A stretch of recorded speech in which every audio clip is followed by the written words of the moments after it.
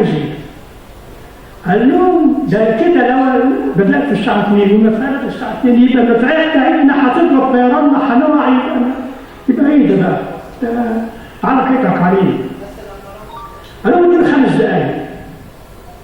ادوني 5 دقايق لحد ما الطيران بتاعي يعدي القناه. قالوا خلاص. فقالوا لنا الحرب تبدا، المدفعيه تبدا الساعه 2 و5. من هنا جت 2 و5 مش 2 كمان. انتوا معايا حضرات ولا مش معايا؟ شوف جت ازاي؟ طيب ابو غزال قال هنفذ الساعه 2 و5 ازاي؟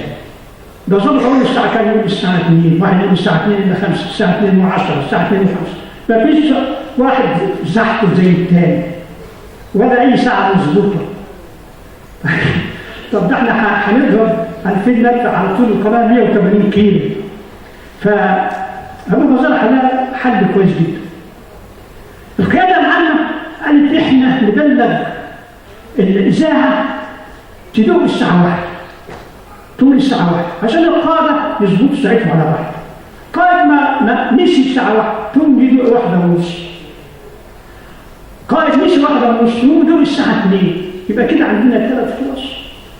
البرنامج العام يدق الساعة 1 و1:30 و2. راحت تعليمات للإذاعة كده، والإذاعة بتنفذ. وقالوا القادة اظبطوا ساعاتكم على البرنامج العام. الجيش الثاني كان بيوصلوا البرنامج العام. الجيش الثالث ما بيوصلوش البرنامج العام. وكان زمان التكنولوجيا مش قوي زي دلوقتي. كانت صوت العرب هي اللي بتروح الجيش الثالث. فصوت العرب برضه بتدي ايه؟ دقة الساعة 1:30 الساعة 2. فبقى الجيش الثالث يستمع إلى صوت العرب في الدقة بتاعت الساعات ويظبط ساعتهم عليه، والجيش الثاني يسمع البرنامج العام ويظبط عليه 1:30 و2.